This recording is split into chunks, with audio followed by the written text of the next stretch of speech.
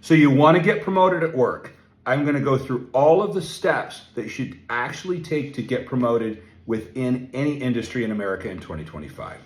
So the very first thing that you should do, and you should always have going at work if you want to get promoted and now and in the future, is you should have a running list of accomplishments. So you can do this, number one, by making a file in your email folder at work of all the accomplishments, the kudos that people give you, like, good job on this project, Bob, you really did great, this is what the result was, the client was so happy. Keep a running file where you pull those emails into it at work, and then keep a running Word document either on your Google Docs or on your work computer that lists out every time you reach any kind of accomplishment. And you should have this being an ongoing doc that you update all the time, because it's so easy to forget. I'll tell you, over the years, I have forgotten to write more things into this doc than I have written in there.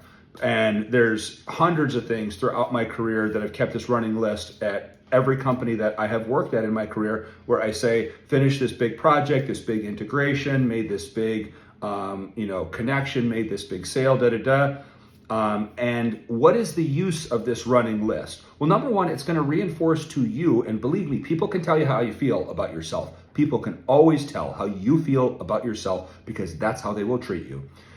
If you have a list of what you've accomplished at your job, it will make you feel better about what you've done at work.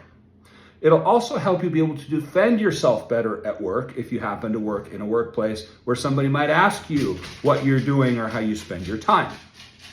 Third, and most important with that list, is that when you go to talk to your boss about why you think that you deserve a promotion, or you apply for a job internally at a company or externally at another company, you have a running list of what you've achieved in that. That can be put into an email. That can be listed on your notes when you talk to your boss. That can be dropped into a resume. It can be dropped into LinkedIn. So think about those things. Always, number one, keep a running list of your accomplishments, and keep the emails of those accomplishments in a separate folder in your email drive at work.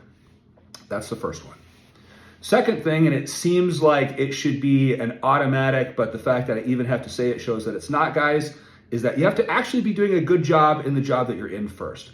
No one is going to promote you if you're not at least meeting the minimum standards of the job that you're in. They're not going to give you more responsibility and more money. And you might think that it's silly for me to say that, but a number of times people have come to me or other leaders throughout their career and asked for the next level role when they're not even doing a good job at their current role. How then does this misperception happen? Well, if the company doesn't do annual reviews, you have to ask your boss. Calendar the meeting yourself. It doesn't even have to be about salary. Calendar a meeting once a year and say 2025 priorities and goals. Sit down with your boss, talk about what your priorities should be for this year. Talk about maybe what you accomplished the last year, what you want to accomplish going forward. It's not that difficult to do. You can do it, your boss can do it, but if you skip it, it's on you. So have a running, view, a real view of how you're doing at your job from the person that directly affects it above you. Okay, so pretty easy so far, right? We've got a running list of our accomplishments that goes in our email folder and goes on a Google Drive or a Word doc, and we've got a real good job that we're doing at our role right now, confirmed by the manager that we're with. Next thing is to make sure that your work is visible, meaning that there are a lot of people that have worked for me and other leaders over the years who do really great work and don't ever talk about it. Well, that's okay. You don't have to be a braggart. You don't have to blow your own horn all the time. But if you accomplish something, it's okay to make a mental note of it and bring that up to be able to step on that for the next thing. So if you're in a team meeting with higher ups at some point, you might be able to say, I'd really like to work on this project. I worked extensively on the Rickerson project in sales and marketing for that and helped to land that client with the team. So I really think I'd be a great fit for this. Now, the reason that you're doing that is because maybe mentally that person hasn't always connected where you were in that process. They know you're on that team. They know that you work for Bob, but they haven't really solidified, oh yeah, he was on this project. Maybe he could help with this as well. So that's going to help you have a mental note of where you're at. Now, the next thing is that those things are within your company. What are you doing outside of your company to grow and be ready to be promoted? And not just at this job, but at future jobs. Meaning, Are you going to school for something? Are you getting a certification, even a free certification for something? Are you studying on a topic? Are you reading books on it? Are you watching YouTube videos on it? Are you listening to podcasts on it? Whatever your industry is, you should be studying and getting better at it all the time, not just for your current job, but for your whole career. And by the way, if you have industry knowledge of what's going on in your career, meaning that maybe every day when you drink your coffee, you get on LinkedIn for 5 minutes, or you read Forbes for 5 minutes, or you read an industry newsletter for 5 minutes. That feeling of you being up to date on things that happen. And so when somebody says in the morning, coffee chat, what's going on with this? And you're like, bullet. I read about it drinking my coffee this morning. You are the informed person on what's going on in your industry. And you can do this for free. There's a million free newsletters for every industry. There's LinkedIn, there's, the internet for everything.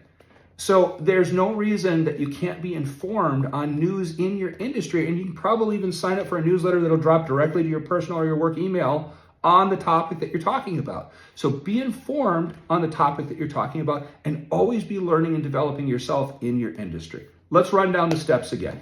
Number 1, we're going to keep a running list of everything that good we do, and we're going to keep the kudos. Number 2 is that we're always going to be going along and following the news in our industry and updating ourselves on it. Number 3 is that we're going to go and make sure that we're always doing some kind of personal development.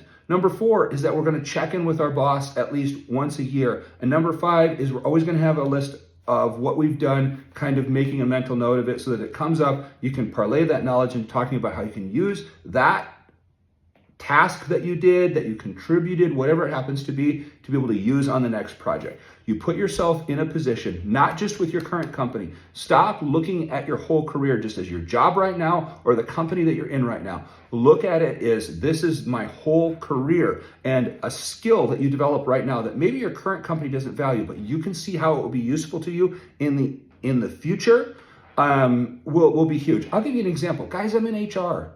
There's almost nobody in HR that's even using LinkedIn heavily or using social media heavily.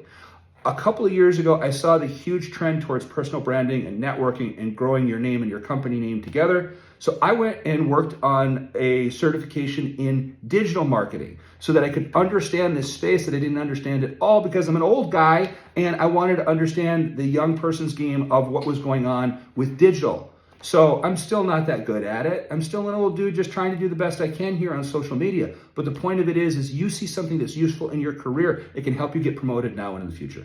If you have other tips that will help people get promoted, please put them down below so we can share and then we can all grow together.